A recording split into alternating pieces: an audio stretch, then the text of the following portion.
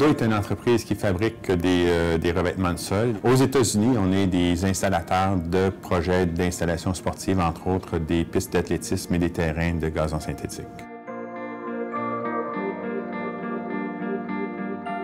Bon an, mal an, on peut faire des projets dans une quinzaine d'États. On s'est rendu compte, nous, que chacun des projets était important d'avoir une évaluation assez précise de l'implication des taxes par projet. Ça pouvait faire la différence entre un projet qui était rentable ou non rentable ou sur lequel on était compétitif ou non compétitif. Donc, il faut être en mesure, dès les moments où on doit faire une proposition, d'avoir une bonne estimation de l'ampleur du coût des taxes par projet. C'est très complexe de faire affaire aux États-Unis parce qu'il faut savoir que, bon, au niveau fédéral, il n'y a pas de taxes de vente proprement dit, sauf qu'il y a 45 États qui ont leur propre taxe de vente.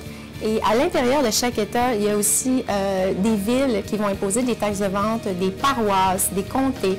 Alors, c'est très important de voir qui impose quoi, parce que le total de ces taxes-là peut monter facilement entre 10 et 12 %. On a réalisé la croissance de volume, mais avec le nombre de projets qui augmentait, qu'on ne suffisait plus et qu'on n'était pas des experts dans la matière en termes de l'évaluation de toutes les ramifications de taxes par projet. Donc, on a fait appel à des gens qui étaient experts dans le domaine. La principale erreur que les entrepreneurs vont faire quand ils vont aux États-Unis, c'est de penser qu'ils n'ont pas d'obligation en matière de taxes de vente. C'est un système qui est complètement différent du nôtre.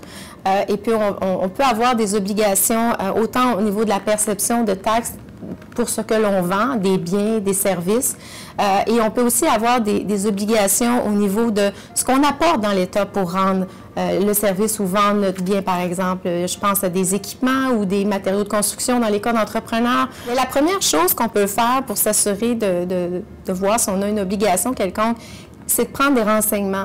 Et le plus facile pour moi, si je suis un entrepreneur qui veut voir, aller observer comment ça fonctionne, c'est d'aller directement sur les sites des gouvernements concernés. Par la suite, si on considère qu'on va faire affaire des affaires vraiment importantes aux États-Unis, que le volume peut devenir très important, alors là, c'est certain qu'on recommande de consulter un spécialiste. On apprend à nos dépens lorsque on fait des projets et qu'on n'est pas complètement conforme.